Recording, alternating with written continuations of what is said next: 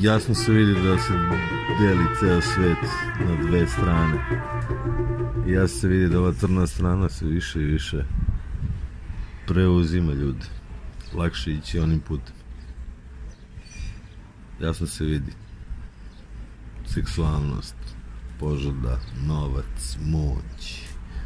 Evo sad se pušta priča da su i pedofili ljudi, jesu bolesni. Lagano se navikavamo na sve te stvari. Ne radimo na sebi. Daj, pičke, sise, guzice, para, veselja i sve će biti okej. Vreme se menja, menja nam se klima, sve više ljudi je bolesno.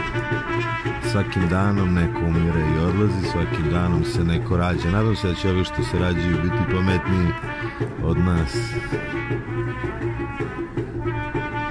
Da će ego tripovi da se smire. Da će se vratiti sebi. A ko smo mi uopšte? Kome to treba da se vratim?